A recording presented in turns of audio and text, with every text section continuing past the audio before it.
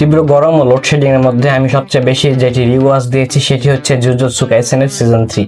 কারণ এই সিজন 3 আমার এক কথায় ব্যাঙ্গার লেগেছে। এই সিজনের হিন্দি ডাব ভার্সন এখনো পুরোপুরি এসেছে কিনা সেটি আমি কনফার্ম না, তবে আমি বাংলা সাবটাইটেল দিয়ে অলরেডি এটা দেখে ফেলেছি এবং বারবার রিওয়াজ দিচ্ছি। আগের ভিডিও আমি মাকি এপিসোড নিয়ে বানিয়েছিলাম, এরপরে যদি কোনো স্পেশাল এপিসোড থেকে থাকে তবে সেটি হচ্ছে এপিসোড নাম্বার 9 তথা হিগোরোমার এপিসোড, যেখানে আমরা হিগোরোমার ব্যাক স্টোরি এবং তার ডোমেন এক্সপেনশন সম্পর্কে জানতে পারি। এবং এই এপিসোডের শুরুতে আমরা দেখি যে তার ডোমেইন এক্সপেনশন ইউজির উপর খুলে দেখে। আর হিগোরোমা যেহেতু লয়ার, সেজন্য তার ডোমেইন এক্সপেনশনের নাম হচ্ছে জাজমেন্ট, তথা এটি তার শিকোগামি বললেও ভুল হবে না। আর কথায় যেহেতু বলা হয় যে আইন অন্ধ, এ কারণে আমরা দেখতে পাই জাজমেন্টের চোখ সেলাই করা থাকে এবং তার দুই হাত দুই দিকে প্রসারিত থাকে এবং দুই হাতে নাই এবং অন্যায়ের পাল্লা বিরাজমান। হিগোরোমা এখানে আন্ডারেজ হওয়া সত্ত্বেও ইউজিকে জুয়া খেলার জন্য অ্যাকিউজ করে এবং সে এর প্রমাণস্বরূপ তাকে সেই জুয়ার ক্যাশ কাউন্টারের একটি ফটো দেখায়। জন্য ইউজিকে গিলটি মানা হয় এবং তার কাজ টেকনিক কিছুক্ষণের জন্য গায়েব করে দেওয়া হয়। এরপরে দুইজনের দারুণ একটি ফাইট শুরু, যেখানে ইউজি শুধুমাত্র তার ফিজিক্যাল স্ট্রেংথ ব্যবহার করে ইউজিকে পুরো শক করে দেয়। অপরদিকে হিগোরোমাও কোনো অংশে কম না,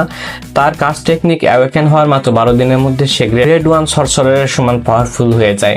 এই ফাইটের মধ্যে হিগোরোমা তার বিশাল কোটের হাতুড়ি দিয়ে ইউজির প্রায় বাটনা বেটে দিতে যাচ্ছিল। এর মধ্যে ইউজি বুদ্ধি করে আবার রিট্রায়ালের জন্য কল করে, ফলে দুজনে পুনরায় সেই কোর্টরুম ট্রায়ালে ফিরে আসে।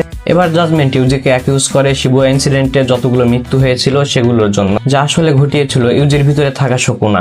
কিন্তু ইউজি সকল ব্লেম নিজের উপর নিয়ে নেয়, যার ফলে ইউজিকে দেওয়া হয় ডেথ পেনাল্টি এবং হিগোরোমাকে দেওয়া হয় এক্সিকিউশনাল শর্ট বা ঘাতক তরোয়ার দিয়ে সে ইউজিকে খতম করে তাকে পানিশমেন্ট দিতে পারে। কিন্তু হিগোরোমা এতে কনফিউজ হয়ে যায় এবং সে জানতো এর পেছনে আসলে শকুনাই দায়ী। তো ফাইটের মধ্যে এসব চিন্তা ভাবনা করতে করতে হিগোরোমা ইউজিকে নির্দোষ ঘোষণা করে কালিন গেমে নতুন একটি রুলস অ্যাড করে, সেটি হচ্ছে প্লেয়ারদের মধ্যে পয়েন্ট ট্রান্সফার করার।